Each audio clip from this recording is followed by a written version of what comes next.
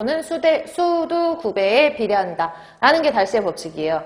이때 수도 9배에 비례할 때 비례 상수를 뭘 쓰죠? 수리전도도 투수계수, 일명 투수계수, 수리전도도 같은 말이죠. 이때 비례 상수로 K라는 값, 투수계수, 똑같은 말로 수리전도도 라는 것을 쓰는 거예요. 달시의 법칙. 그래서 이걸 공식으로 만들어 놓으면 달시의 법칙은 어떻게 돼요? 지하수의 흐름 속도, V, 지하수의 유속이라고 하는 거는 투수계수에 해당하는 K값, 수리전도도라고 얘기하는 K값이죠. K값 같은 경우에 투수계수는 누구랑 관련이 있어요? 대수층의 매제의 특성과 관련된 인자예요. 대수층의 매제의 특성과 관련된 인자.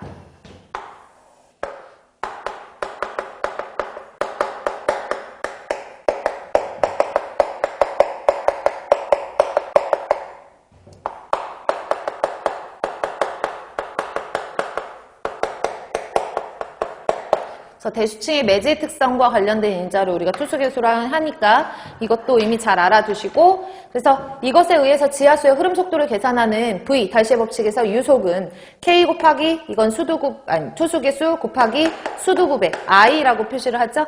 이 수도 9배는 수의 차를 가지고 말하는 거기 때문에 수두차 K 곱하기 DL 분의 DH로 쓸 수가 있죠. 이게 달시의 유속이에요. 달시의 공식을 통해서 계산한 지하수의 유속. 근데 이 지하수의 유속은 그러니까 정리를 하자면 달시 유속이라고 할까요? 달시 법칙에 따라서 지하수의 유속을 계산한 거.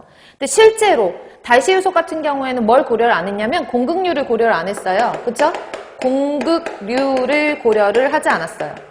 공극률을 고려를 하면 실제 유속은 달라질 수 있다는 거거든요. 이거 우리가 실제 유속을 실제 선형 유속이라고도 표현하고 실제 선형 속도라고도 얘기를 하거든요. 그래서 실제 유속이라고 그냥 쓸게요. 실제 유속을 실질 선형 유속 선형 속도 이런 식으로 표현하는 실제 유속이라고 했을 때 실제 유속은 공극률이 실제로 존재하니까 이 공극률을 고려를 해야 되거든요. 따라서 실제 유속은 달시 유속과 어떤 차이가 있냐면 실제 유속은 VS라고 할까요? VS라고 하면 달시 유속, KI라고 하는 달시 유속에 공극률을 나눠줘야 실제로 지하수가 흘러갈 때 그 유속을 구할 수가 있어요. 지하수의 흐름 속도를 계산할 수 있다. 그래서 달시의 법칙에서 이 세 가지만 알아두시면 대부분 계산 문제는 다 충분히 푸실 수 있으시니까 이렇게 계산식을 다시 한번 정리를 해보시고요.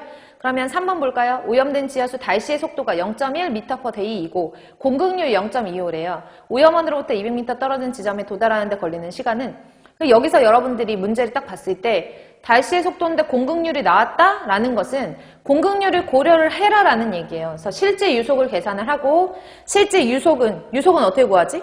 시간당 간 거리잖아요. 유속이